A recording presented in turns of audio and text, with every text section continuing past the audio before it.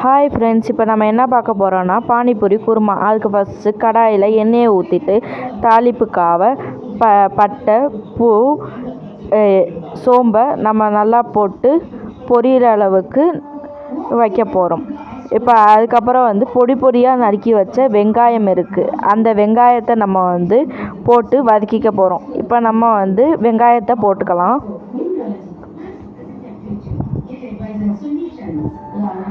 வெங்காயத்தை போட்டு நல்லா வதக்கணும். அதாவது பொன்னிறமான சொல்லுவாங்களே, அந்த மாதிரி பொன்னிறமாக வர வரையும் நம்ம வெங்காயத்தை நல்லா வதக்கிக்கணும். அதுக்கு பக்கத்தில் கொஞ்சம் 2-3 தக்காளியை எடுத்து அதை நீங்கள் கொதிக்கிற தண்ணியில் போட்டு பாயில் பண்ணி எடுத்து நல்லா பிழிஞ்சு வச்சுக்கோங்க. அது நம்ம இப்போ வெங்காயம் நல்லா அதுக்கப்புறம் சேர்க்க போகிறோம். இப்போ நம்ம நல்லா வெங்காயம் வதங்கிடுச்சு. இதுக்கப்புறம் நம்ம தக்காளியை சேர்த்துக்கலாம். தக்காளியை சேர்த்து நல்லா வதக்கிக்கணும். இப்போ நம்ம தக்காளி அரியலை, நம்ம வேக வச்சு தான் நம்ம சேர்த்துருக்கோம். அதனால் நல்லா அந்த தக்காளியை மசிச்சு விற்றுக்கலாம். நல்லா அந்த வெங்காயமும் அந்த தக்காளியும் நல்லா போட்டு நல்லா வதக்கணும். நம்ம அந்த தக்காளியும் வெங்காயம் ஒன்று சேர்ந்து எண்ணெய் பிரிஞ்சு வர வரையும் நல்லா போட்டு வதக்கணும். வதக்கிட்டே இருந்துட்டு நல்லா பிரிஞ்சு வந்தோடனே இப்போ நம்ம மசாலா சேர்த்துக்கலாம். அதுக்கு முன்னாடி நம்மளுக்கான ஒரு கரைப்பு சேர்த்துக்கலாம். கடலை மாவையும் கோதுமை மாவையும் ஒரு 2 டம்ளர் தண்ணி ஊற்றி நல்லா போட்டு கரைச்சி கட்டி இல்லாமல் கரைச்சி வச்சுக்கலாம். இப்போ நம்ம வதக்கி வச்சதில் அந்த கரைச்சி வச்சுருந்ததை ஊற்றிக்கலாம். ஊற்றுறதுக்கு முன்னாடி மசாலா போட்டுக்கலாம். 1 ஸ்பூன் கரம் மசாலா, 2 ஸ்பூன்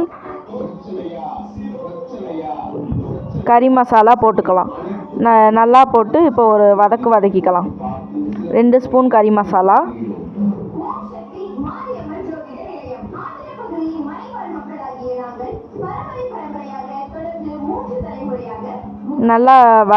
நல்லா வதக்கிக்கலாம். உங்களுக்கு தேவைப்பட்டால் இந்த நேரத்தில் கொஞ்சோண்டு எண்ணெய் மட்டும் கொஞ்சோண்டு நல்லா ஊற்றிக்கலாம்.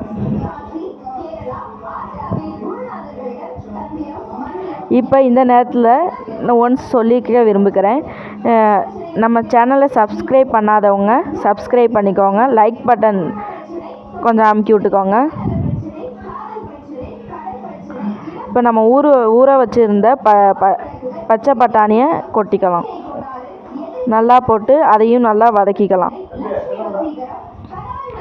நல்லா வதக்கிக்கிட்டு இப்போ கொஞ்சம் நல்லா வதக்குனதுக்கப்புறம் நம்ம கரைச்சி வச்சுருந்தோம்ல, அதை எடுத்து ஊற்ற போகிறோம். நல்லா நம்ம அதுவும் இதுவும் நல்லா ஒன்று சேர்கிற அளவு வதக்கிக்கலாம். இப்போ மஞ்சத்தூள் போட்டுக்கலாம்.